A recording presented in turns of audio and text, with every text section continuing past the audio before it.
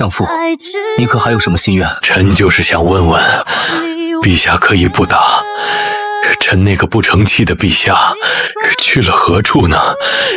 若是那个陛下在此，大汉与臣又是什么结果？我天策上将李世民竟穿越成乐不思蜀流山，拿的还是马谡丢了街亭的剧本。一睁开眼，无数刘禅的记忆碎片叠加在我的脑海里。长坂坡上与赵子龙嘎嘎乱杀，赤壁大胜汉中大胜，白衣渡江斩首关二爷，夷陵大火拖孤白帝城，最后都化作出师表外的两行清泪。这些碎片冲刷在我的心底。贼嫩妈真又火了，还只有21岁，还天天被一个大耳朵长手过膝的人逼着练刀练剑。我操，真他妈是刘禅啊！我一个鲤鱼打挺，猛地从床上蹦了起来，两眼放光，意气飞扬。朕既然来了，若是还令诸葛泪洒秋风，贼人司马窃据天命，九州江山生灵涂炭，朕就不姓李。皇帝封囚了，好端端一个人起来莫名大笑，还指天画地。陛下，你本来也不姓李啊！关心说完，咳嗽了2声。这不是重点。完事又笑，笑得飞扬跋扈。这笑容让关心看得有点呆。他看出今天的陛下不对劲，却不知怎么形容。关心低头又咳2声，手上呈上前线军报。我目光一凝，拿过来扫了几眼，乃是赵云的疑兵已在击鼓拖住曹真，丞相主力北出祁山，3郡响应，关中震动。趁陇右空虚之际，已夺下了天水。虽有伪帝曹睿亲临长安坐镇，又有张护援兵前来，但丞相还是说陛下不必担忧。丞相说了，如今马谡已开赴街亭，街亭易守难攻，只需多守几日，臣定能收复3郡。届时以大军迎击曹魏，援军不至，则凉州不攻自破。完蛋，这特么马谡已经去街亭了，还玩个蛋啊！我贼你妈惆怅，随手把军报丢给关心。这厮自然不知道马谡守街亭的操作。这谁能想到？啊！几年前先帝去后，蜀中人心惶惶，到处都是叛乱。5年的时间，谁能想到不过5年，诸葛丞相就能令蜀中大治，还北伐至此？我瞥了他一眼，哎，这倒霉孩子，还不知道北伐，马上就凉透了。望着贼兴奋的关心，我恍惚间又见到大汉的落日，渐远的凯歌，跌坠进5丈原的秋风里。我不笑了。招招手问关心道：“从这里到前线，一封军报要走几日？”正兴致高昂的关心闻言一怔：“放以前，无论丞相的什么消息过来，陛下看归看，从不会对此发表什么看法，多问什么问题。遇见这种捷报，更是只会开心。今儿不寻常啊！”关心说道：“3、4天吧。”我一扬眉说：“蜀道难，能有这么快？”关心疑惑道：“不是一直这么快吗？先帝从汉中至成都，这400里间大设一亭官舍，游艺皆用快马。丞相更是将受命不传列为干犯军法，军报当然快。”我忽然叹了口气，六朝旧事如流水，皆成门户私计。见多了苟且偷安者，我再次见到无论再穷再难，都不忘为北伐做准备的季汉君臣，忍不住喟然叹息。我盯着关兴，一字字道：“先帝之志犹未已，不屈不挠；武侯之居功尽瘁，死而后已，殊为可敬。”道理关心懂，但他还是不解。陛下不是该称父皇吗？怎么也叫先帝了？我轻咳2声，说：“朕总觉得叫父皇有点辱没先帝了。”还不等关心回神，我已走到关心身前，语如连珠地说：“无论再快，3、4天也来不及了。这封军报来到这里，马谡也该到了街亭。这厮先帝就说过，言过其实，往往纸上谈兵，没有死守之志。又想建功立业，绝不会老老实实据城下寨府。张合又是个知兵的，岂会给马谡什么机会？街亭一战，马谡必败。丞相的北伐大计也会因此毁于一旦。或许是我的语气太笃定，也太平静；或许是早春的阳光太梦幻，竟让关心有了种陛下的判断才对的错觉。我瞥了关心一眼，说：“现在发军报去前线，已经来不及了。你以为该当如何？”关心如梦初醒，他苦笑道：“陛下，这未免有些臆断了。丞相自有，丞相也是人，丞相也会犯错。你且说，如果真有街亭之败，北伐还能如何挽救？”我直接打断了关心的话，同时开始回头写东西。关心茫然道：“丞相都败了，臣还能……”我背对着关心，忽然道：“你不想为你爹报仇吗？”关心一下挺直了背，像一只受惊的猫，可随即他又萎靡起来，说：“家父之仇是臣的私仇，如今曹魏才是大敌，臣不该因私仇而忘公义。所以你郁结于心，身体每况愈下。这次北伐要是能成，你还有希望在有生之年见到挥师东吴，报仇雪恨的那天。若是北伐失败，恐怕就要郁郁而终，是也不是？”关心默然不应。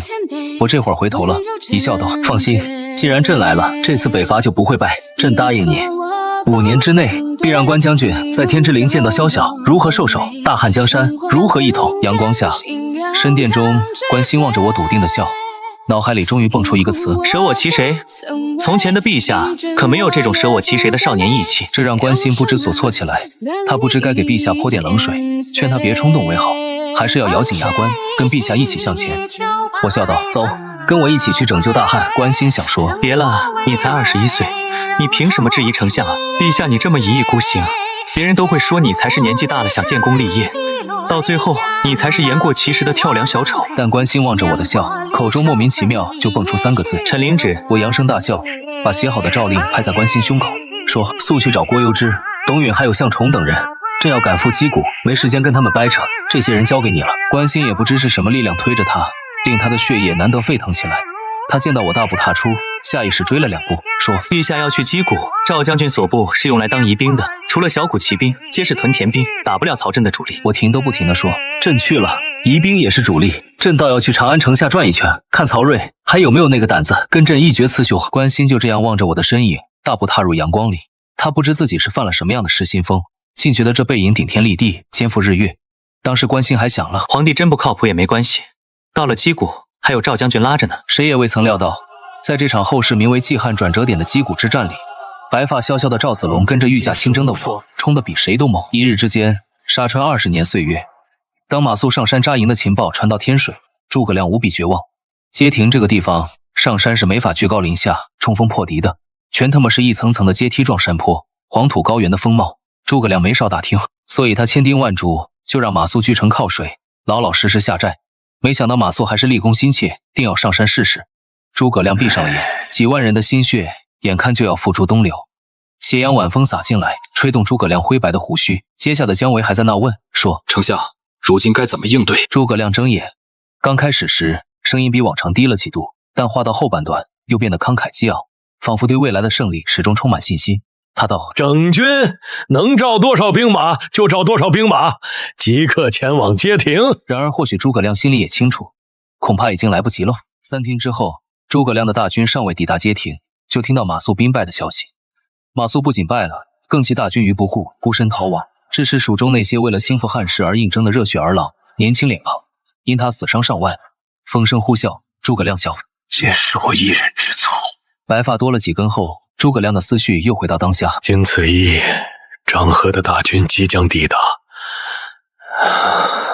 曹真也必定清楚了赵云所部乃是疑兵，腹背受敌，自己就不能不退。可5年的日以继夜，深入不卯，5年的开诚布公，殚精竭虑，终于3军响应，关中震动，凉州近在咫尺，可自己又不得不退啊！历史上没有火烧上方谷时的那场大雨，令北伐功败垂成的，永远是马谡的私心，跟日后李严的党争。人心如刀，把诸葛亮的身影斩在风中，更显单薄了些。他叹口气说：退兵吧。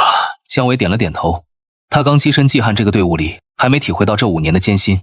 他只想着以丞相的惊天伟地，迟早能打回来，所以他一招手就准备传令，一骑快马忽从阵后狂奔而来。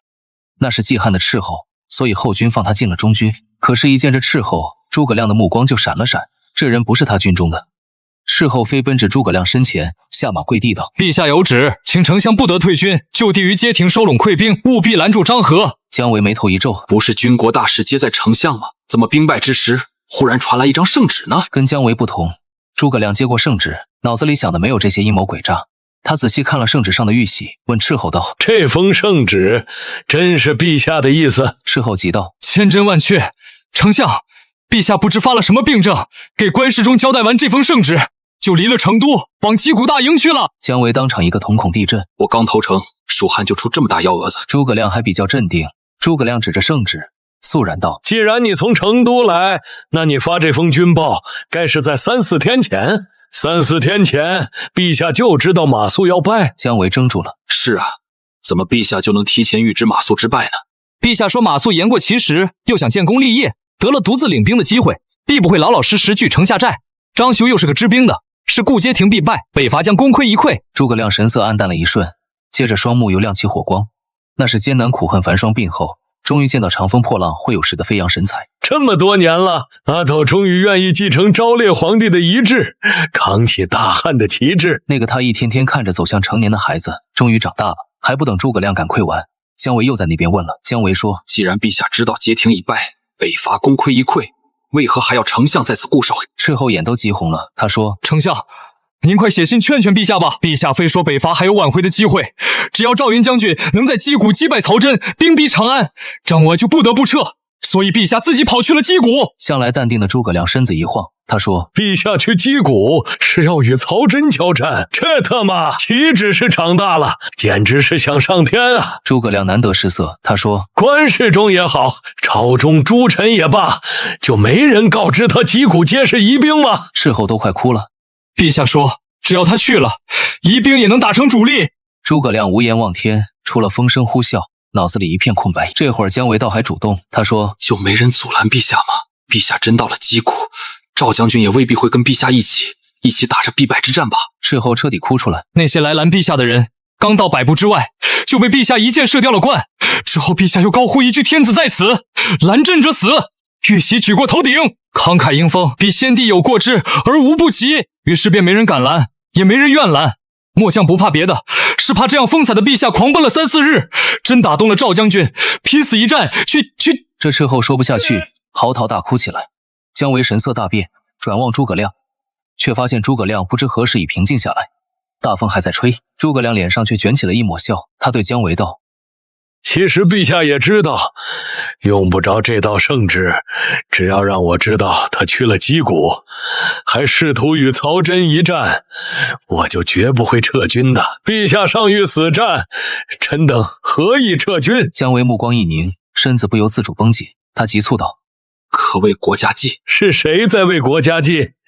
难道只有你我所思所想才是为国家计？诸葛亮缓缓道：这不是为臣之道，也不是取胜之法。传令下去，就地扎营，收拢溃兵，再另寻插寨之处，务必把张合所部定在街亭。姜维拱手应是，转身的时候，他还是心绪翻涌，欲言又止。他还是不明白，陛下用疑兵破曹真主力，能有几分胜算？丞相又何必跟陛下去赌？或许是察觉了姜维的心思，风中忽然传来诸葛亮的声音。诸葛亮说：我知道陛下是什么样的人，如今既然陛下能站出来，我就相信陛下，就像先帝相信我那样。姜维恍惚间若有所悟，斥候也不哭了。斥候一个翻身说：既然丞相不劝陛下回成都，末将便要去击鼓了。是生是死，都要为陛下当个前锋。望着斥候远去的背景，姜维忽然想到，这就是忠志之士忘身于外，这就是盖追先帝之殊遇。今日终有机会报之于陛下也。或许我这个小皇帝说的对，只要我到了击鼓，疑兵真的能有一战之力。赵云见到我的时候，人是懵逼的。这小皇帝跑死了3匹马，把自己跑得脸色发白，3天就到了击鼓大营，一到就把玉玺砸在地上，说：恩乃天子，速召赵将军来见。那会儿赵云正在巡营，听见声还以为是自己出了幻觉，扭头赵云才哦了一下，心说：原来真是皇帝啊，真是个鬼呀！为什么阿斗会冒出在击鼓大营？成都怎么连个信儿都没有？赵叔，不怪他们，是我跑太快了，就这么快也没几天空余了。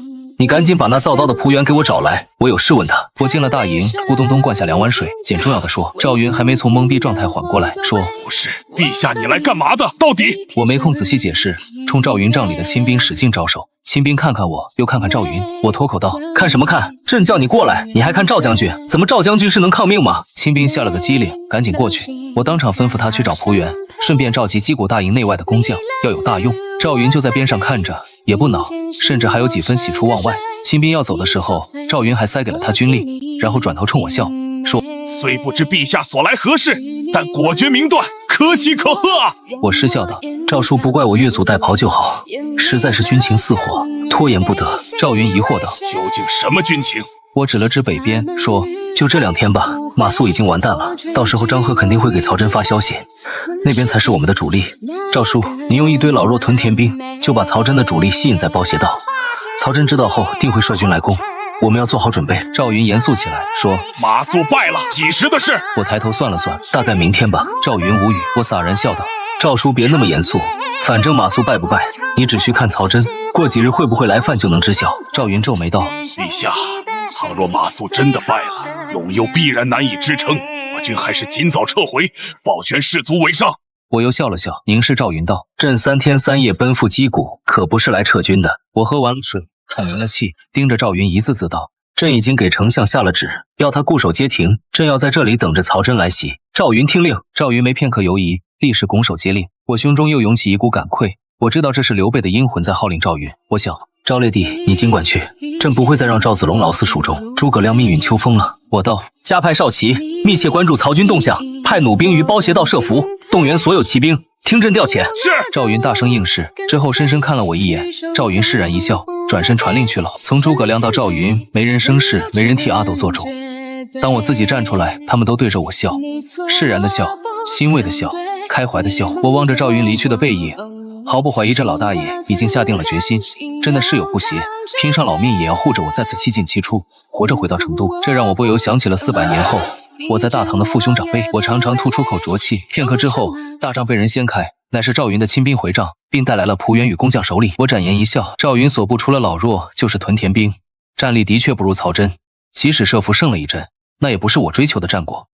从来秦王用兵都是得势不饶人，追王逐北。要想追王逐北，凭如今的兵马是不够的，首先要有精锐骑兵突破曹军阵型，才能仰仗屯田兵与老弱汉军打顺风仗。找蒲元与工匠，为的就是提升骑兵战力。蒲元此人能精确分辨不同水质对淬火质量的影响，故而是天下第一断刀师。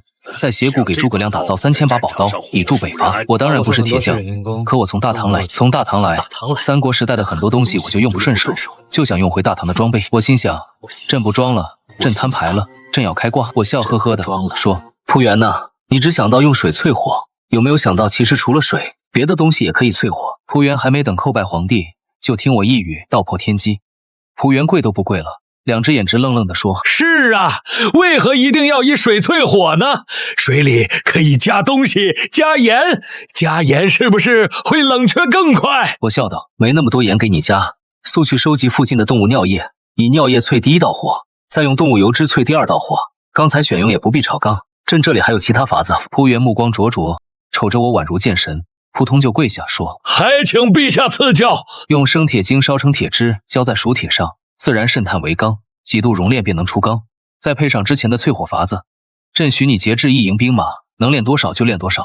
营中铁器怕是未必够用，那就去汉中收，铁锅铁锄都行，就说是诸葛丞相要的，留个凭证给他们，反正他们也信得过丞相。蒲元默了片刻，立刻动身去召集弟子，要使新的练刀之法。然后我又望向工匠，工匠眨巴眨巴眼，不知这位陛下又要掏出什么宝贝。我走到他身边，拉着他，工匠一头雾水，直到我把他拉到一匹马的边上，指着马鞍旁的一样东西道：“你不觉得这玩意只有一个，很不合理吗？”工匠挠挠头说：“马踏不就是一个吗？”我摇摇头说：“这玩意不该叫马踏，该叫马镫。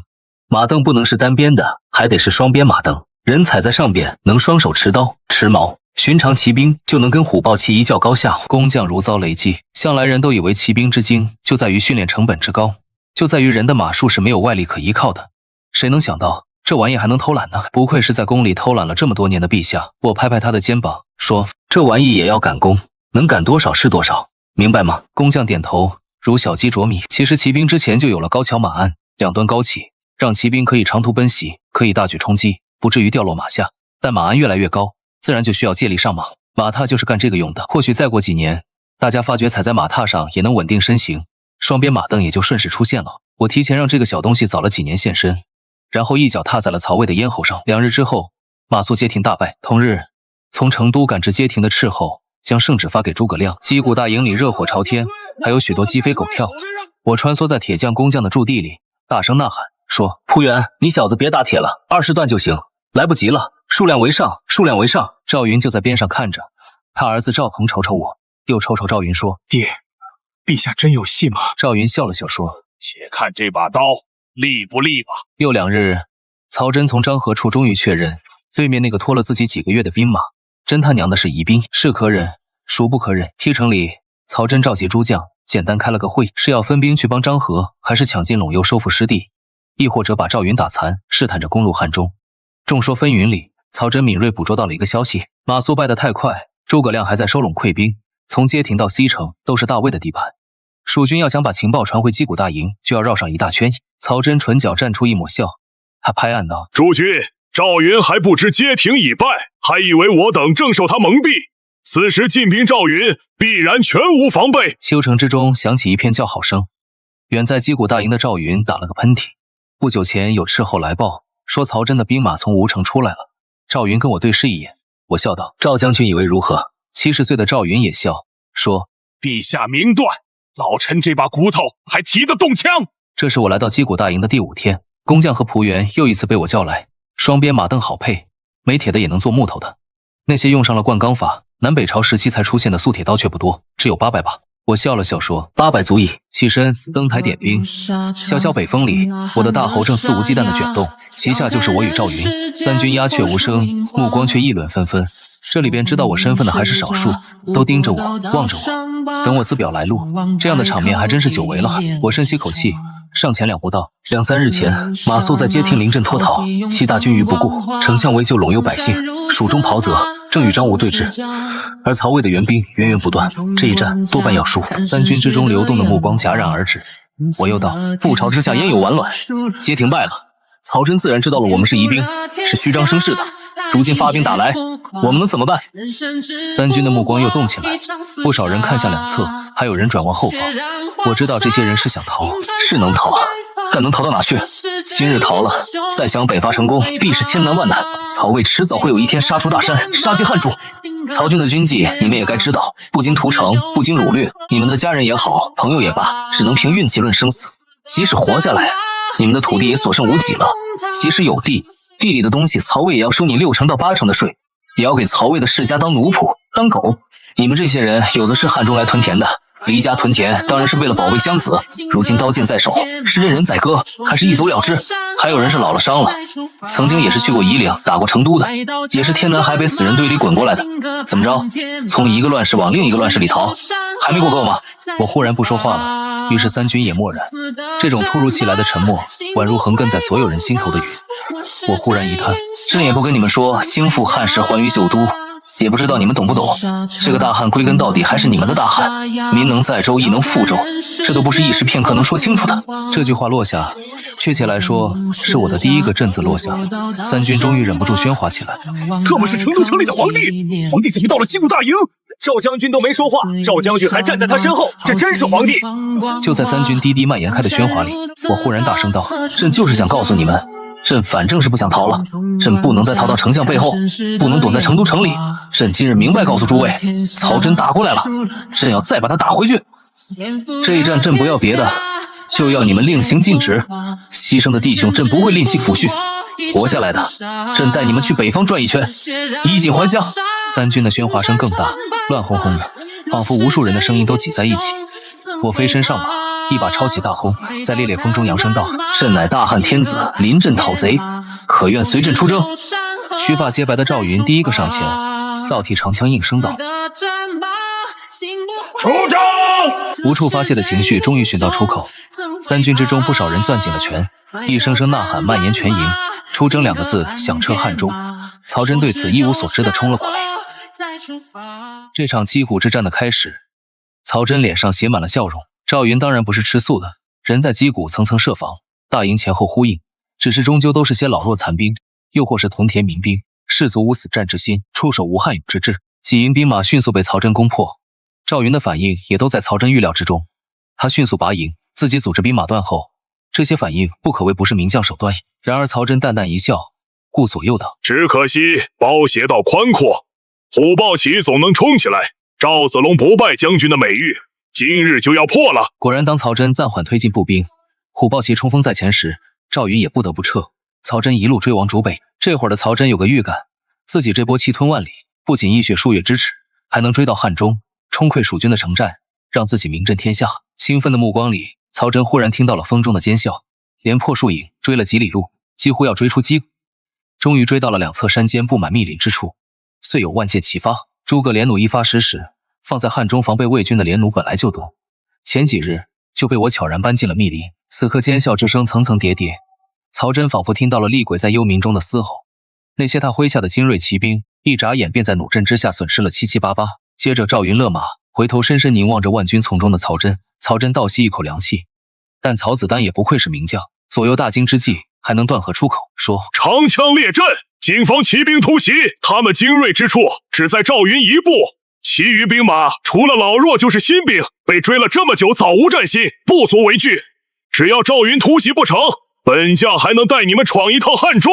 随着曹真令下，魏军动作极快，须臾之际，军阵已成型。这期间，曹真始终盯着赵云，却发现赵云并没有冲过来，他只是轻轻往两边让开，露出了身后的800骑兵，跟一面缓缓竖起来的大潘。这面大湖并不在赵云身侧，而在另一个年轻人的身边，其上绣的也不是赵，是一个汉字。正疑惑间，曹真听到对面的年轻人，也就是我，一声怒喝，说：大汉天子在此，曹子丹还不受死！接着马蹄声荡起包斜谷400年尘埃。我双刀出鞘，眉目似火，侵略也似火，那模样不好说，宛如是初蜀的大风歌正在飘扬，又好似西楚的霸王于江东卷土。我冲起来比谁都快，手里的刀折射正午的光，差点闪瞎了曹真的眼。这谁呀？这年头哪还有这样的大汉天子啊？片刻后，曹真回过神来，这特么总不会是成都的刘禅小儿吧？跟谁闹呢？风从我的耳边吹过，吹起我的血脉，我的魂灵。已经多少年不曾回到战场，不曾这样领兵冲阵，重回21岁的我，此刻忍不住放声大笑。我又一次确认自己就是属于战场的，自己从来都是战场的神，战神狂奔。于是汉家二郎也忍不住跟我一起狂奔。赵云就在我身侧，握紧长枪，仿佛也回到了当阳长坂坡。这些人就这么明目张胆地冲过来，还笑声震动山林。曹真皱眉大骂，说：刘禅小儿太过猖狂，他以为自己麾下的兵马是什么东西？虎豹骑吗？连马铠都没有一件，也敢冲长枪方阵？赵云陪他一起疯，真以为本将擒不了蜀汉皇帝？其实又何止曹真，魏将自曹真以下，大多都面露喜色。这年头的骑兵大都是轻骑，冲不动步兵阵型。西凉铁骑之所以叫铁骑，之所以纵横天下，靠的就是铁甲与马铠。蜀汉穷成这个鬼样，屁装备都没有，拿头冲阵，拿刀盾。几句话的功夫，我已率军杀到魏军阵前，长枪如林，拼着死伤就往我身上码下去捅。我倏然出刀，刀锋吹起我鬓间的长发，刀光一闪即逝，魏军长枪断作2截。远处的魏将眼皮一跳，以刀斩毛，出刀的角度很难掌控，矛的硬度也很难一刀两断。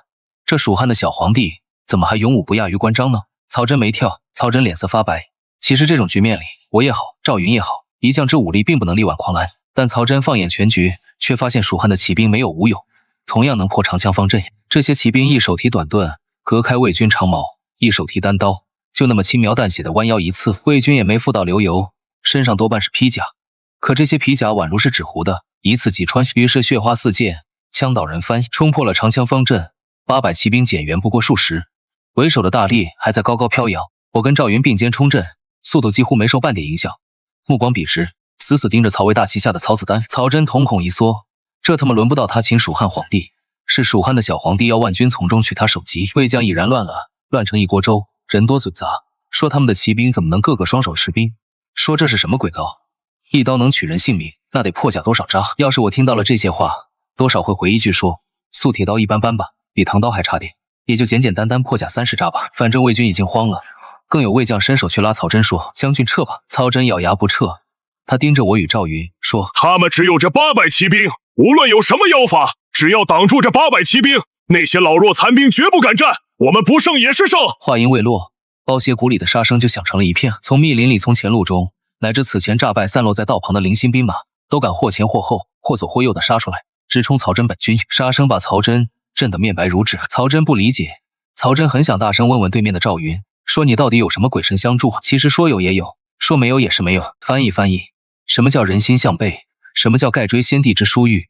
什么叫御驾亲征的含金量？这些 buff 叠满了，我又冲破了曹魏的第一道防线，疑兵也能燃起斗志，败兵也敢奋力死战。望着越来越近的我与赵云，无论曹真脑海中有多少个问号，他也只能咬牙撤退。我笑起来，从魂穿成都起，这几日就没消停过，折腾了这么多天，你现在想跑已经太迟了。磨了这么多天刀，挥出去该进入阵的节奏了。那天我拎着素铁刀，一昼夜行200里，咬着曹真在打，一日8战，要么是被追杀一阵屠杀，要么是曹真仓促之间想要反打，被我一箭射中肩头，坠下马去。8战8胜，我还在追。赵云拉过我说，陛下，陛下已有大功，如今士卒疲惫，再追若是让陛下有性命至。我忽然大笑起来，我拍拍赵云的肩膀，说：“赵叔，你怎么跟刘洪基似的？你不该是这个样子。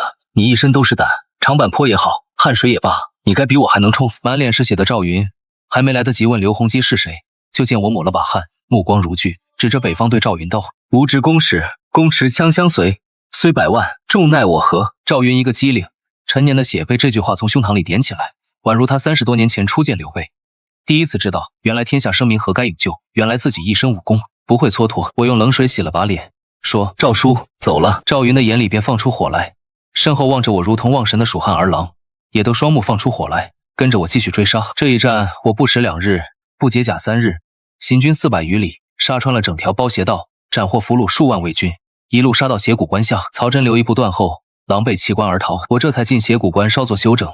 然而这还没完，我休整2日之后，还赶大军出关，马踏关中平原，直逼舒城而去。西城离长安只有200多里，大汉就都遥遥可望。赵云还有些忧心，说：“陛下，咱们没带攻城器械啊！”我笑道：“何必攻城？曹真输了这么一大仗，今后的地位必将一落千丈，他一定会找机会打回来。朕也愿意给他这个机会。”赵云道：“什么机会？”我指了指赵云脚下的马镫，说：“这玩意是瞒不住的。如果曹真固守号城，过几天也能从溃兵口中得到消息，所以我直接让曹真知道了。我猜他一定会把自己兵败的原因全都归结到马镫上。朕给他2日的时间，他一定能给他残余的虎豹骑配好马镫。有了这等利器，他当然敢跟朕出城一战。”赵云瞠目结舌：“陛下可有胜算？”我哈哈一笑，拍马前行道：“朕就是胜算。”那天当我率军赶到薛城之下时，城下空空荡荡，一个人影都没有。我无语。赵云瞅着我，一时失笑，像又看到了刘禅小时候放下大话却没能兑现的窘境。我轻咳2声，说：“这不科学，你等着，朕必让曹真出城。”这会让曹真还在纠结。他的确打好了马镫，也知道这是骑兵之利器，但他总有种担忧，自己输的这一战似乎并不完全是马镫的原因。而如果西城再失守，曹真自己都没脸再回长安了。所以曹真想得很好，还是先守上几天，先等等。要是张硕在陇右打开局面，就变成刘禅跟赵云进退维谷了。正这样想呢，忽然有斥候叫门，说城下有动静。曹真有点烦，说：“不就是叫战吗？理他干嘛？”斥候顿了片刻，硬着头皮道：“不是寻常叫战，是蜀汉皇帝亲自来了，就带了3、5骑，在那大骂您8辈祖宗。”曹真豁然起身，咬牙切齿，说：“我特么真是给他脸了！毕竟不是谁都是司马懿那老阴笔。”曹真一个按捺不住就上了城头，恰望见不远处的我，大笑大骂。顾左右说曹家都是缩头乌龟。曹孟德宛城兵败，就缩在典韦胯下。曹丕当了一辈子孙子，终于苟到皇位。今日的曹真也不遑多让啊，是可忍，孰不可忍也。曹真的军令从嗓子里蹦出来，他咬牙道：“出城列阵！”我掉头就跑，边跑边嘲讽。真有那么10几骑虎豹骑追出来，我终于收了笑声，目光却睥睨起来，背上的弓握在手里。接着弓如霹雳弦惊，就回去汉营的这条路上，我给曹真生动表演了一波什么叫做天可汗的骑射。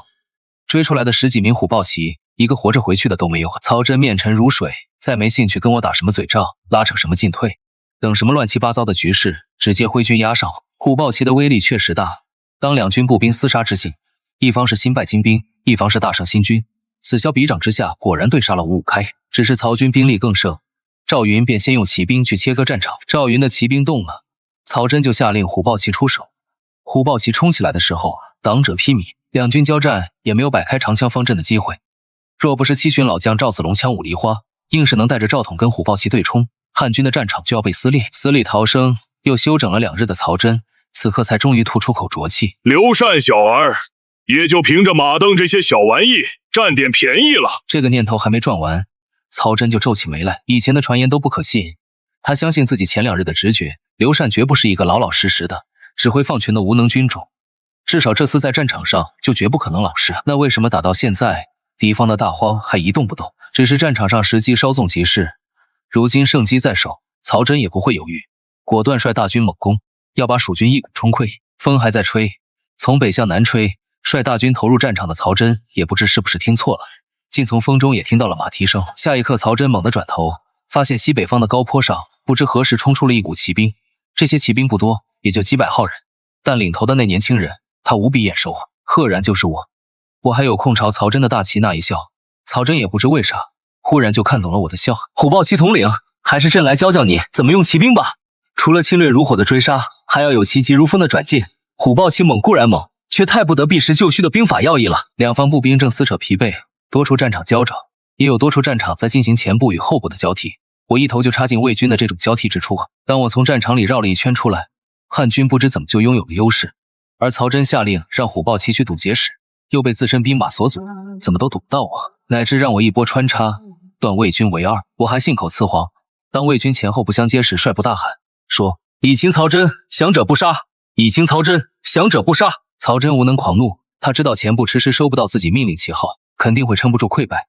他盯着阵中内阁骑兵，猛打号令，要士卒无论如何拦住刘禅，只需刘禅一死，蜀汉不攻自破。于是，一层层的兵马围上来，穿插到边缘的我，敏锐发觉自己吸引了魏军大股兵马，这让我反而镇定起来。曹真这么应对，那他前军崩得更快。但凡自己能撑小半个时辰，一成他就别想要了。至于能不能撑住，我抽出双刀，迎风一笑。那一战，我从曹真阵后杀出，复又突围出阵，身中4箭，手人60-70人，两刀皆缺，流血满袖，撒至腹斩。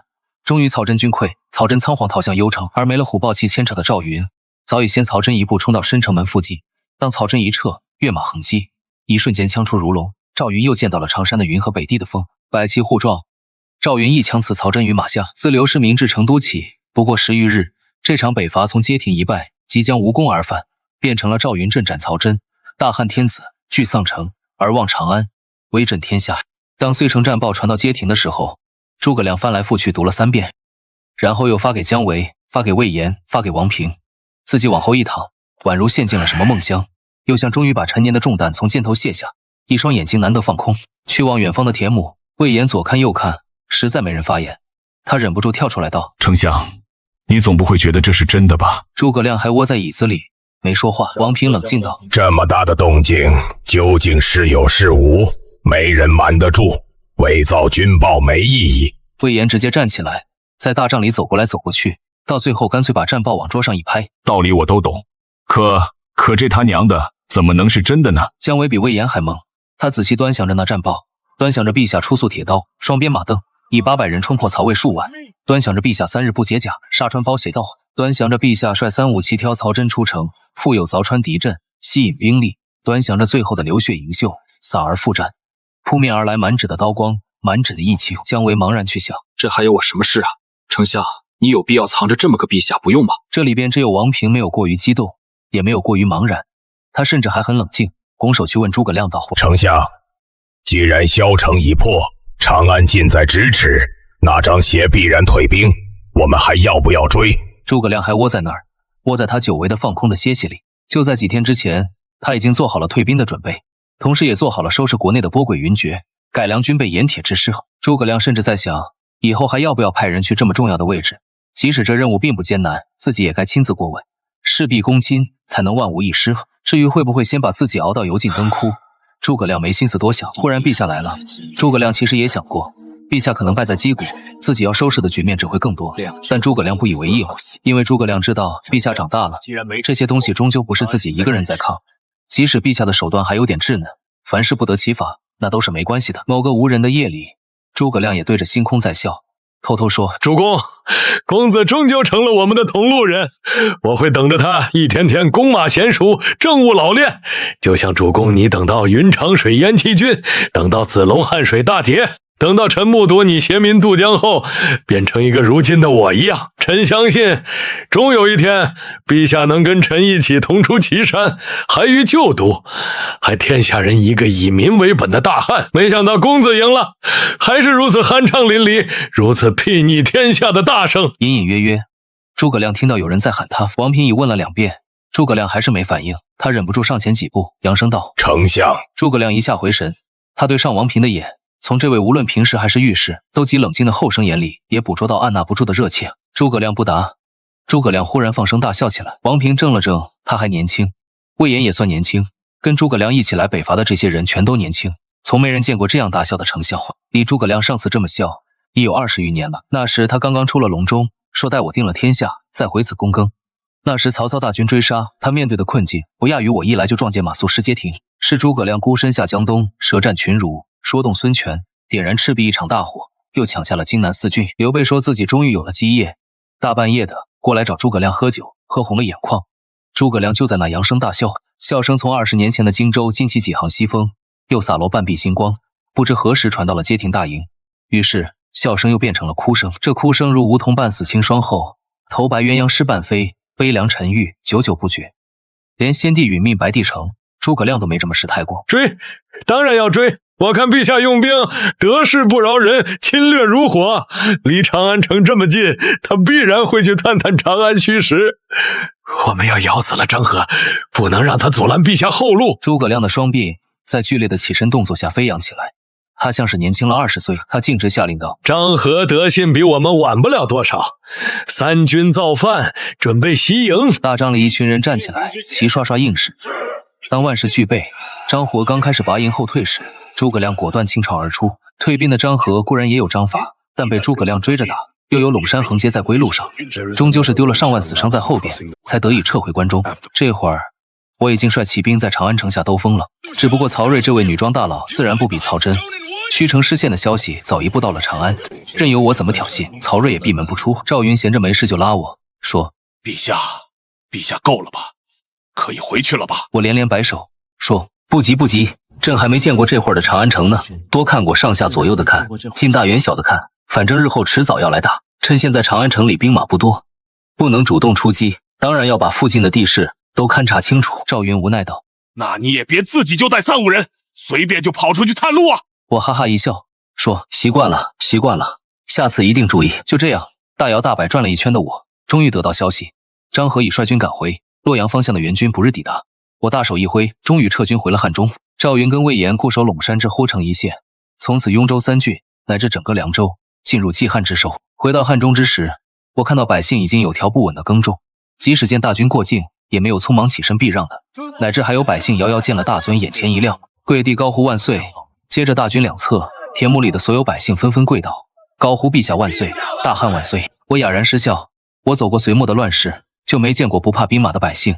直到贞观年间，大军过境才不那么惊扰生民，这皆是诸葛丞相之功也。风起，我长发轻扬，在风中抬头，就见到了田亩里有个熟悉而陌生的面庞。那人风霜满脸，眉宇间带3分愁容，俨然便是忧国忧民4个字。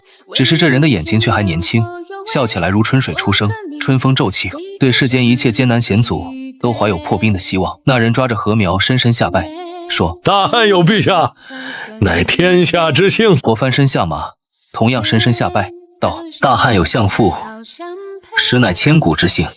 之后的1年里，关兴感觉自己忙成狗了，宫里发出的政令一天能赶上以前1年。我天天晚上拉着关兴不让走，兴致来了还要派人去请诸葛丞相。隋唐时期的粮食贮藏技术，投石车改进工艺，当然也缺不了开辟凉州、疯狂养马、训练骑兵的方针战略，一项项的全从成都递出去，让蜀汉的军工体系整个提升了几个档次。这几个月诸葛亮又忙碌又轻松，加班晚了还能被我拉着喝酒，风度翩翩如孔明，也会喝出6分醉意。他笑呵呵地往后一仰，说：老臣真觉得跟梦里一样，仿佛先帝还活着。我施施然道：先帝哪有朕这么多本事？诸葛亮哈哈笑道：陛下还是要守忠孝之礼呀。我也笑，我有时候喝的也比诸葛亮还多，跳脱的性子飞扬起来，白日就想拉着诸葛亮去打猎，到晚上还非扯着诸葛亮出宫，爬到寻常百姓的屋顶上喝酒。没有万家灯火，就听左右几家百姓的笑声。我说，能令朕心安的，除了捷报，除了魏征那狗东西的谩骂，就是这些百姓的笑语了。诸葛亮说：魏征是谁？我喝高了，就是笑，说：魏征就是魏征啊，狗东西，烦人的很。你觉得夏天太热，想修座宫殿，他非得跳出来怼你；你觉得兵马太少，想降低征兵的年龄，把少年人也拉进来，那厮又跳出来怼你，说你朝令夕改，说你没点一言九鼎的模样。你要是觉得他烦，你还怼你，说你当初是要做明君的，你听见我怼你，你很开心的，现在都敢摆脸色了。我忽然沉默了片刻，低头淡淡一笑，朕有点想魏征了。月白风清，诸葛亮没多想神鬼天命之事，他只喝了口酒，侧目对我道：臣虽不才，也能当陛下之魏征。我怔了怔，继而大笑起来，说：要是魏征听见你说这话，他能兴奋到揭棺而起。这笑声太大，屋顶下的百姓受不了了，说谁啊？大晚上不睡觉啊？几乎全醉的大汉天子就缩缩脖子，灰溜溜招手，拉着一头雾水的大汉丞相往宫里逃窜。跑了一半，风吹脸颊，我醉得更厉害，忽然捧着诸葛亮的脸，嘿嘿嘿嘿嘿，朕从虚城回来那天就想说了，朕终于见到真人了。丞相，你比画像上的可好看多了。诸葛亮拿下我的手，叹道：陛下，以后还是少喝些酒吧。我挑挑眉说：朕没醉，朕还记得找你来干嘛？你不是改良了不少严谨，处理了不少政务吗？这些东西最终都要人来行事，你是不是也觉得官员里边世家门阀的人太多了？诸葛亮还来不及点头，我就猛拍他的肩膀说：岂止是太多，简直近乎全是。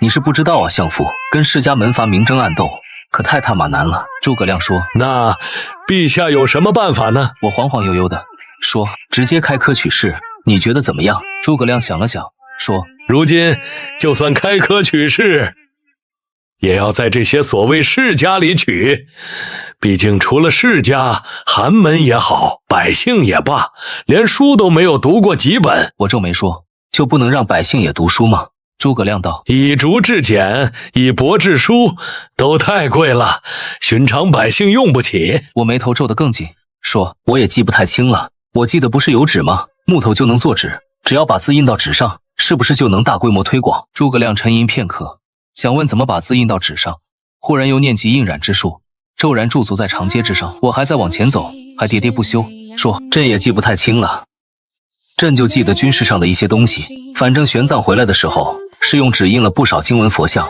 你回头问问他到底是怎么弄的。昏昏沉沉的，我一个踉跄，忽然发现诸葛亮没跟上，我回头正见到诸葛亮抚掌望来，双目灿若星辰，笑起来朗朗如日月之入怀。他道：以印章之法对照印染之术，造字版贴上书稿，再将木板无字部分削去，就能刷墨印书了。啊！诸葛亮大笑道：陛下，果然是天赐之才。我眨眨眼，什么玩意啊？我啥都没想起来，你特么才是天赐之才吧？就这么着，雕版印刷术提前个几百年出现在成都城内，那些荆州的、益州的世家日子越发不好过起来。同为托孤大臣的李延任在江州上了好多次表彰申请调回去，全被我驳回了。我哪有空玩这些政治斗争？厉兵秣马1年多了，东吴那边几次三番示好，却死活没有什么北伐的动作。我用膝盖想也知道，孙权那厮是又想作弊上官，自己真攻破长安。这无耻老贼说不得还能再玩一手背刺盟友，那也没关系了，没有东吴当盟友，我也能拉得来其他势力。鲜卑人，是啊，你不本来就跟科比能有来往吗？诸葛亮全身都写着拒绝。他说：陛下，臣向来赤身清正，如何会与外族勾连？我说：须臾，我反应过来了，诸葛亮联系科比能那是很多年后的事了。自从第一次北伐失败，丞相怕是什么法子都用了，这才找的科比能。我叹了口气，拍拍诸葛亮的肩膀，说：苦了相父了。诸葛亮已经习惯了我时不时的古怪感慨，他尽职尽责劝道：陛下，即使为了光复汉室，也还要再多斟酌。我笑了，说：没关系，不就是鲜卑人吗？等灭了曹魏东吴，最多2年，朕就让他们能歌善舞。有时候诸葛亮也会去想，为什么陛下这么熟练，无论是治军还是施政，无论是安抚世家还是拉拢外族，这套流程仿佛走过一遍一样。想了想，诸葛亮还是决定不去深思，只顾埋头筹集粮草。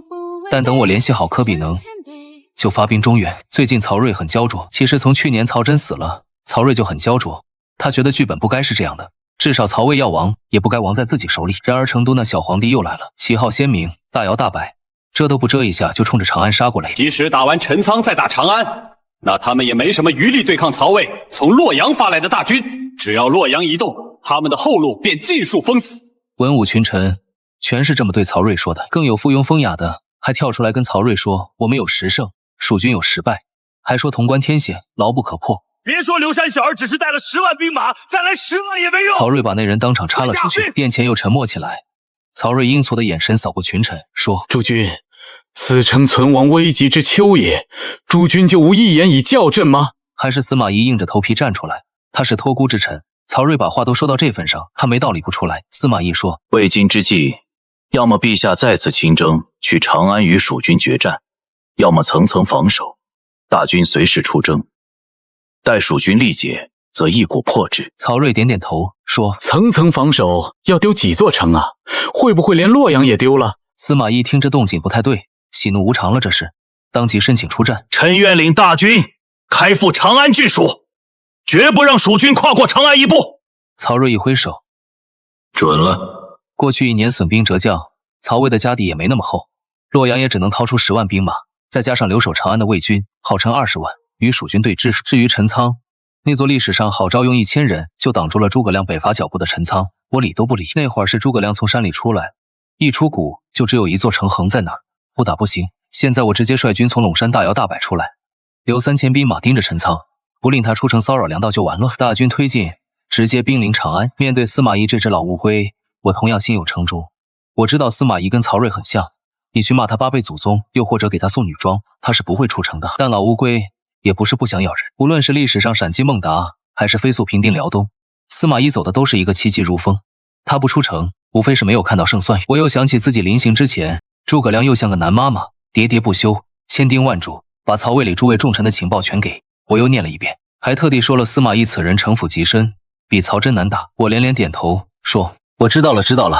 难打，你也不是没打赢过，我照猫画虎还不会吗？”我飒然一笑说：“行了，相府你筹措好粮草，照看好后方，朕去还于旧都了。儿郎们，让中原大地再见见汉家威仪。”随着一声令下，3军飞渡岐山陇山，没人后方掣肘，粮草3周筹措。这条路我走得无比顺畅，风儿还是很喧嚣。我来到长安城的第一次，试探性的攻了攻城，又日常辱骂了一番司马懿，无功而返。这会儿在我身边的变成了姜维，据说赵云老将军是想来的，但身体实在不如之前好。这岁数的大爷过了1年就变化极大，可赵老大爷不服，顶着去年刚封的爵位，跑到丞相府里叫嚣，说：“本将刚斩了曹真，这次怎么就不能再斩个司马懿呢？”诸葛亮笑着安抚说：“子龙总要给后辈留点出头之功吧。”赵云老爷子这才消停，消停完了，又坐在丞相府门口，唉声叹气：“实在也不是想要军功，就是感觉陛下还那么点大，头前冲阵，我又不在旁边，多少有些牵挂。”诸葛亮拍拍他的肩膀，两人对视一眼，又不约而同笑起来。要是姜维这小子表现不好，老夫一定给他个教训。远在长安城下的姜维莫名打了个哆嗦，我瞟他一眼，说：“怎么了？”姜维挠挠头，说：“启禀陛下，末将得到消息，魏将张合也已沿渭水出征，率兵3万去偷我军后方的分里城，我军如何解计？”我失笑了。这次连对手都一模一样啊！姜维眨眨眼不懂，但没关系，就发觉得陛下深不可测，不必管张合，放他过去，也放他拿下好礼。姜维点点头，顺势就要去传军令，身子刚转一半，忽然反应过来，猛地回头道：“啥？”我没笑，盯了他一眼。姜维打了个颤，急匆匆出去传令。其实等姜维回来，我当然是会解释的。这波打的就是一个诱敌出城，放张合过去。霹雳城是大城，3万兵马也不少，足以威胁粮道。如果张合用来跟司马懿夹击长安城前的主力，也轻而易举，几乎有7、8成的胜算，乃至有机会直接擒下我。姜维回来之后紧张得很，他说：“末将知道陛下是想逼司马懿出兵，所谓卖个破绽，可没见人这么卖的。”我一笑道：“朕见过，那是诸葛亮第4次北伐，也是司马懿第1次与诸葛亮交手。此前司马懿只是听说了诸葛亮善用兵，麾下兵马更是军纪森严，战力不俗，所以固守不出，然后就被诸葛亮割了麦子，又把冀汉兵马孤悬在前后2股魏军之间，这个位置实在太适合出兵。司马懿还没亲自跟诸葛亮交过手，后勤压力也不小，当然不愿就放过唾手可得的大功。司马懿出兵了，跟张合一前一后，硬是没打过诸葛亮。只可惜诸葛亮虽然赢了，假手3000，射杀张合，却没法子打出更大的胜果。这次就不一样了，我听着帐外传来的马嘶声，笑容越发灿烂。月余之后，张合攻入费里城，而鲜卑柯比能的兵马也与魏延所部会合，从北地郡方向突入禁地，居高临下劫了一波曹魏军粮。长安城里的司马懿还没有预料到事态的严重性，军粮被劫反而使他下定了决心。蜀军偷袭粮道，多半是为了支援攻城主力，这一手是想分散自己的注意，好让蜀军主力有回头抢救失礼的机会。司马懿沉思良久，做出了这样的判断：不能让他跑，前后夹击，又有兵力优势，我凭什么不赢？司马懿转头，鹰视狼顾，似乎能穿过城墙，穿过几十里的风，穿过刀枪与即将到来的胜负，见到蜀军大营里的我。3日后，司马懿出城列阵，张合所部杀到渭水河畔，前后突击汉军主力，正中我下怀。无论姜维等人如何心有惴惴，我相信诸葛亮练出的兵，更相信自己的手段。我不怕任何的陷阱与包围，也不怕敌方兵力有多少，我只怕你不打。那一战，我拿出李靖的六花阵，早早交代王平率2万兵马迎击张活，又命吴懿坐镇中军，廖化姜维分领左右2军与司马懿决战。至于我自己，拉起一波骑兵兜兜转转，已登上了一处高坡，没人注意他们，因为我只带了60骑，沙尘四溅，鲜血长流，滔滔大河与滚滚东流的渭水，尽是逃不尽的苍生泪。20多万人马在关中平原上厮杀，王平所率的六花阵不断变化，大营套小营，原阵变曲阵，厮杀了1个多时辰。张合忽然发现自己冲不出去了，自家3万人稀里糊涂被他2万人包围。这他妈是什么鬼阵法？前方迎击司马懿大军的则摆不开如此浩大的六花阵了。兵马的调动能否把超过5万人以上的兵马用到如臂使指，是布阵的关键。吴懿还没有那个本事，所以几次兵马调动的空隙就被司马懿抓住机会，打出了局部优势。2个时辰过去，张合兵马已经所剩不多，至少张合视野里的自家兵马已经所剩不多。而司马懿也开始把主力压到优势战场，试图突破蜀军大营，人马皆疲乏，胜败不过眨眼间。眨眼间，天边亮起了一片幽森的光，如林如山如似铁千云，倏然飘了过来。我那60骑动了，远远的，司马懿只看了一眼便心头一跳，因为那60骑又他娘的举起了一杆大葱。原本疲乏的蜀军之中，顿时响起山呼海啸般的呐喊，还因为这60骑本身就非同凡响，人马俱披悬甲，不过60人冲起来恍惚的动山摇。60骑能破我20万大军，这个念头从司马懿脑海中一闪而过，旋即被他猛地甩掉。他深吸口气，重新下了军令，无论这60骑造成了多少杀伤，都要把他们拦下来。可2军厮杀到现在，汉军能提起士气，魏军却提不起来了。没有长枪锋阵，只有一排大盾兵试图阻挡。我隔着几百米就张弓搭箭，箭如流星，6箭皆中，硬是射出了一个缺口。玄甲军悍不畏死，人人手持长枪，腰间佩刀，砸入司马懿大军的那一刻，挡者披靡，顿碎人亡。司马懿的心凉了半截，他只希望我再犯一次错误。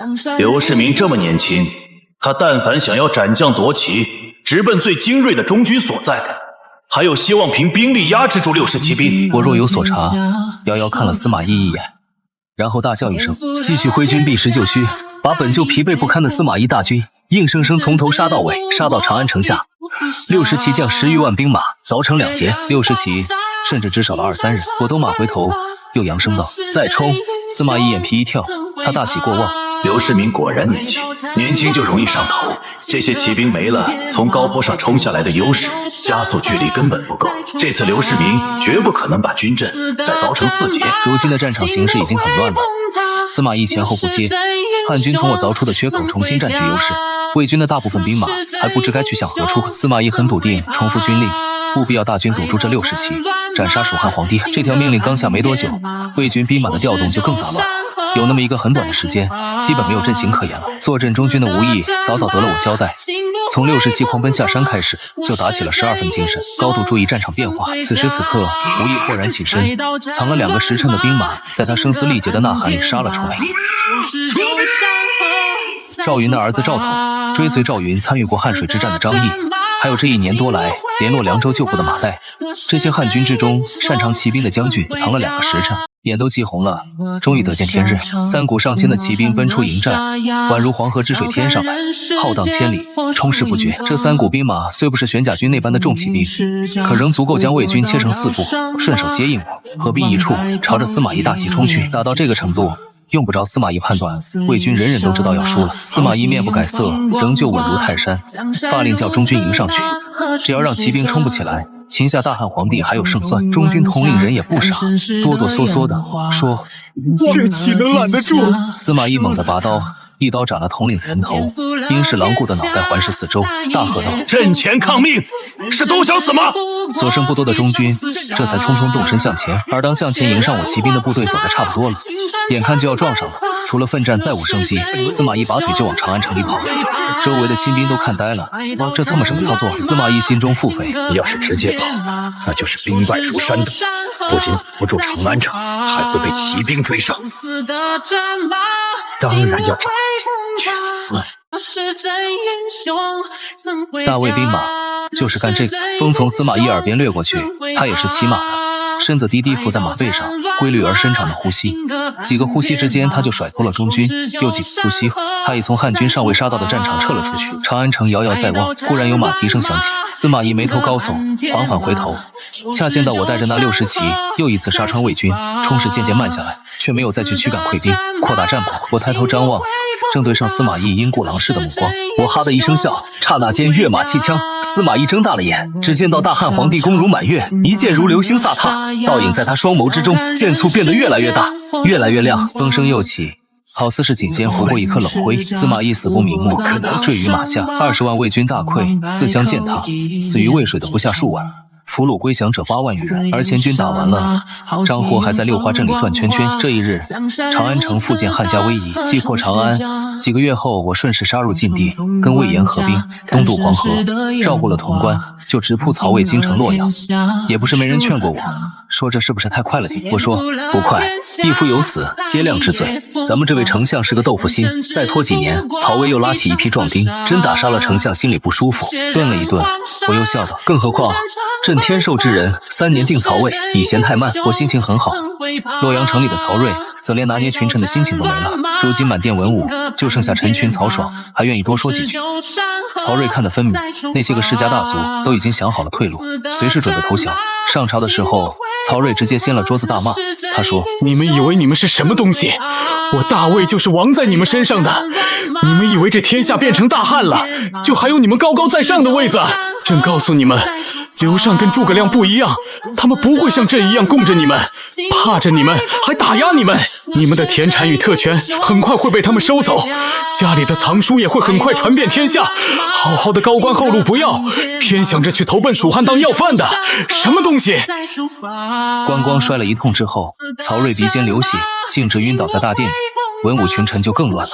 当然，曹睿身体不好归不好，死还没那么容易。当曹睿醒过来的时候，陈群跟曹爽都在。曹睿颤悠悠抬起手说：让长平侯回来吧，带着东县的10万兵马，东吴不必防备了。如今的局势，孙权比朕清楚，他一定会出兵攻巴郡，他向来如此嘛。陈群连连点头，说臣这就去下令。曹睿又转望曹爽说：洛阳城防就交给你了，别让朕失望。曹爽含着泪重重点头。洛阳城内还有5万兵马，曹爽知道自家老爹和司马懿都兵败身死，自己就别送了，牢牢守城还有希望。反正刘世民围上几个月，洛阳城的粮食也够吃，到时候曹休带10万兵马回援，东吴偷袭巴郡，刘世民疲弊之时，怎么也该走了。可曹爽没想到，我抵达洛阳城外的第一天，大军是安营扎寨了，我却又带了一波偏师，直奔洛阳城东的虎牢关去了。曹爽当机了片刻，忽然反应过来，这厮想阻截曹休的10万大军，他疯了。我当然没疯，不就是低配版的虎牢关大战吗？又不是没打过，更何况这里的鲜卑人未免也太好用了，比突厥人和善多了。鲜卑人没怎么要人要地盘，把长安城里剩下的许多绫罗绸缎、金银珠宝给过去，鲜卑人就乐滋滋跟过来，帮忙打虎牢关。我想了想，觉得这跟大汉太强，时不时蹂躏一下他们有关系。我决定让鲜卑人的这种和善多持续个1800年。如果一切没什么意外的话，当几个月后曹休赶到，我就敢说天下初定，再没谁还有一战之力了。但偏偏就有了意外，意外还是来自于巴郡那场人人都知道注定会发生的偷袭，果然还是发生了。东吴又一次被蒙偷袭巴郡，只是令我想不到的是，东吴又一次说降了纪汉重臣，说降了驻守江州的托孤大臣李严。李严也很愤怒，他跟东吴使者诉苦过无数次了，凭什么都是托孤大臣，差距这么大？上表要多领些地盘，弄个8州刺史，这能有什么问题？既然要什么权利都不给，那就别怪我良禽择木而栖。江州倒戈，整个巴郡顿时动荡起来。东吴水师趁势攻入，四面撒网，能说响一个是一个，能打下一座城池就是一座。再往深里走，那可就是成都。在这附近打转，即使没法破城，也能影响产粮。消息传到我这，一群人面面相觑，说：陛下，要不还是回吧。我沉吟片刻，还是扔了军报，昂然道：朕相信丞相就是东吴倾巢而来，丞相也必定让他们无功而返。我们打我们的，他们打他们的。建兴8年9月，秋风初起，曹休大军来到了虎牢关前。我已调动洛阳城边的大军赶赴虎牢关围耳，预判曹爽会出兵阻拦，半路截击，大破曹爽。之后曹爽龟缩不出，再不敢露头。3万兵马新至虎牢关，尚未扎营。曹休依仗虎豹骑之力突袭大营，王平又出6花阵对敌。虽没能留下虎豹旗，铁盾长枪在营营相讨之际布阵完成，突兀出现在虎豹旗前，只能让曹休见好就收，然而却没能收回去。就在虎豹旗突袭的时候，我正带魏延在外边勘察地形，赶回来的时候，恰见虎豹旗在六花阵里左右碰壁。我顿时眼前一亮，对魏延道：“文长想不想知道谁才是当世骑兵第一？”魏延提刀道：“区虎豹旗，末将愿为陛下吞之。”我一笑道：“好，等他们快出阵了就冲。”勘察地形的一共就9个人，这9个人在虎豹旗离阵的刹那就真的冲了过去。9人对500，我当先出手，一箭射倒这500虎豹旗统领的战马。复又一箭，竟被那人险险隔开。没事，后边多的是呢。连弩3箭射出来，27支箭跟着我就射死了500人队的统领。汉军营中也见到了他们陛下。王平眼皮一跳，心想这要是丞相在，估计能把陛下耳朵骂出茧了。姜维想都没想，直接点出骑兵冲出去助阵。虎豹旗没了首脑去追我，反而被绕着射死了10几人。当包抄的骑兵终于拦到这9人，我又咧嘴一笑。从马上换了把唐横刀，既然你分了兵，一路就不到100人，中间空隙这么大，谁还冲不过去？虎豹旗也着甲，但显然1年的功夫还没能参透灌钢法的技术工序。一波对拼下来，虎豹旗又折了7人，我等9人无一阵亡。我回头看了看姜维快到了，于是一笑转身，竟又冲了回去，以身作饵，把虎豹旗吊在了半路。最后500骑全军覆没。这波骑兵的交手实在太快，快到曹休摆好阵型，大军压过来的时候，他的虎豹旗已经死了1/4，没把握立刻跟我决战。曹休观望了片刻，还是含恨退兵。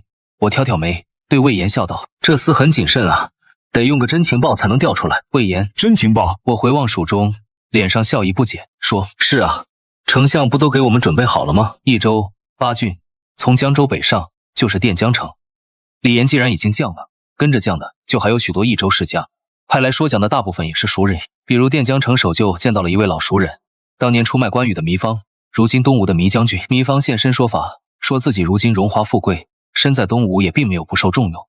几个月前还跟着都督率军平叛，比在蜀中这点连百姓叛乱都很少的地方强多了。城守说：“怎么叛乱多还强呢？”糜芳就笑说：“叛乱多，军功就多，军功多，升迁就快。”城守想了想，又问：“你就是为了这些，所以聘了关将军？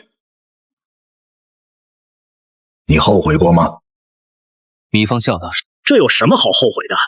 那老东西仗着自己能打，连府库都不容我拿点儿，他早该死了。”城守的目光忽然变得很古怪，带着点怜悯，又带着点愤怒，更多还是属于看侯。垫江城守用看侯一样的目光看着糜芳。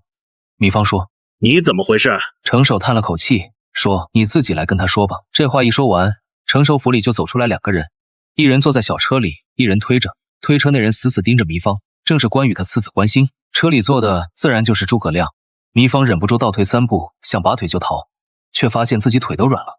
诸葛亮轻声问道：“你想怎么处置他？”关兴还在盯着糜芳，他说：“这一天到来之前，我想过很多次，我也想了很多骂他的话，想了许多折磨他的法子。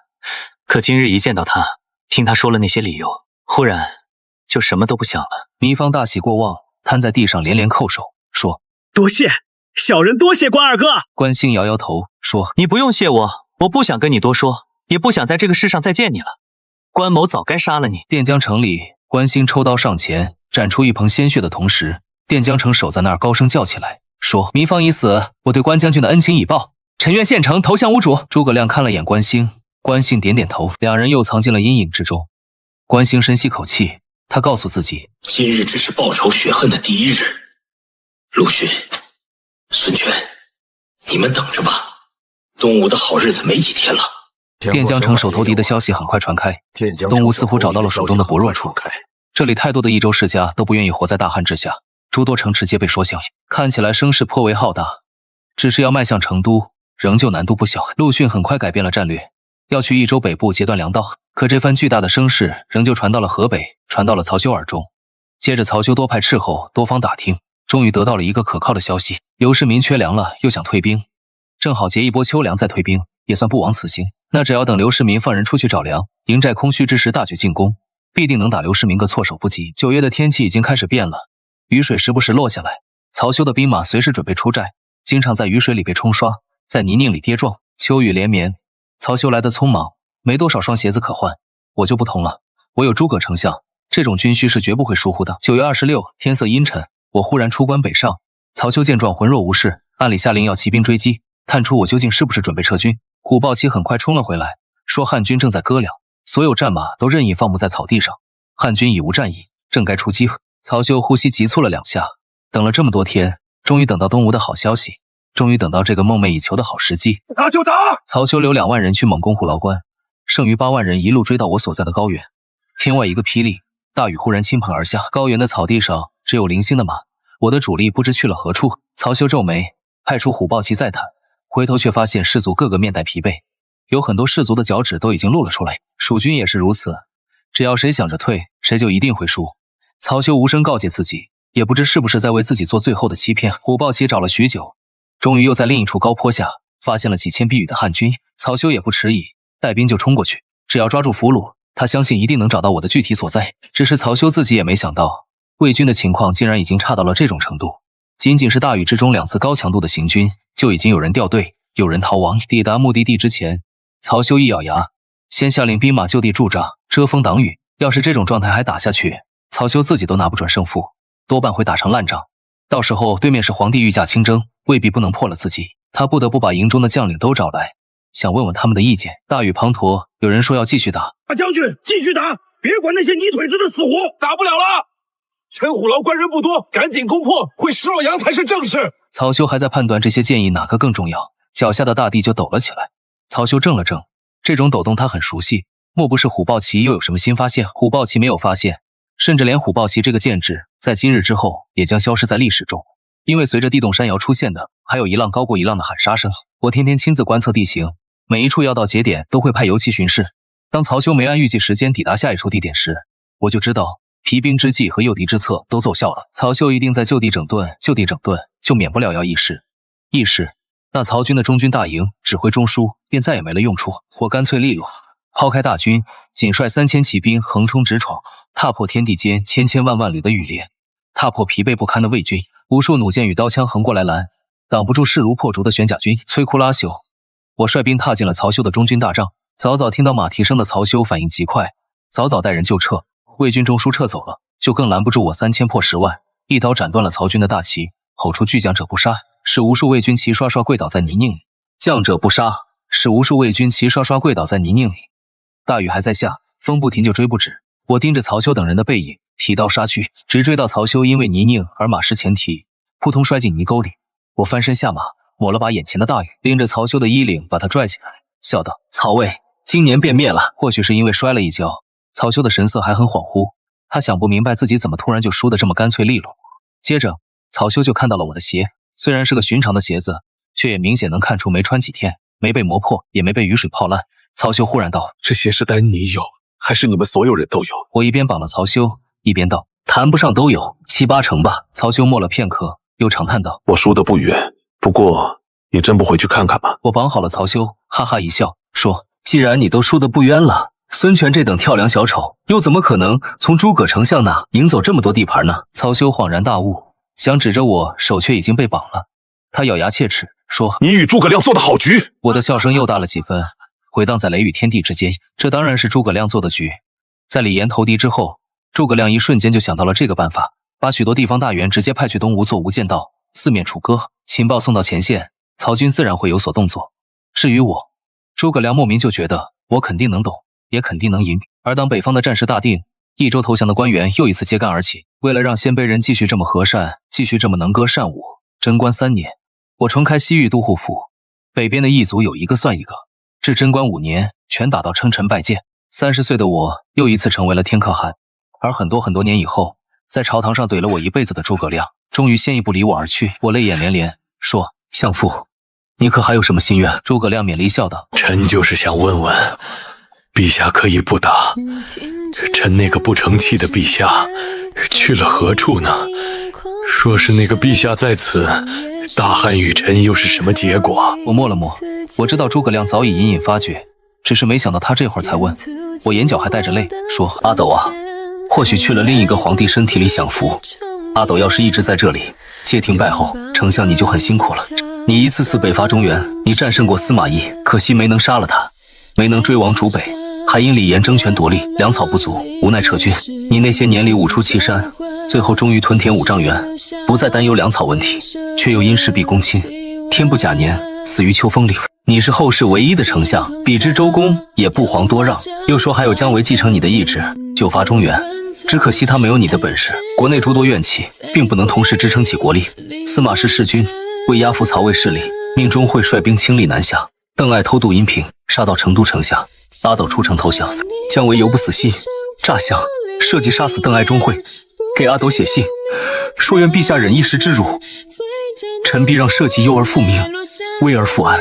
没有我来的时代，是秋风5丈原的时代，是一切梦想破碎的时代，是所有高歌拔剑的英雄洒尽燎原血，却换不来朗朗乾坤的时代。到最后，门阀奢靡，胡人南下，生灵涂炭，乱世绵延数百年。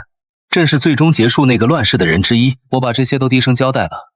病榻上的诸葛亮神色恍惚，良久才绽出一抹笑容。他说：原来如此，那这一次提前到了陛下的时代，愿陛下慎之察之，开万世不朽之功业。还好那些都不是真的，老臣也可以安心混下九泉了。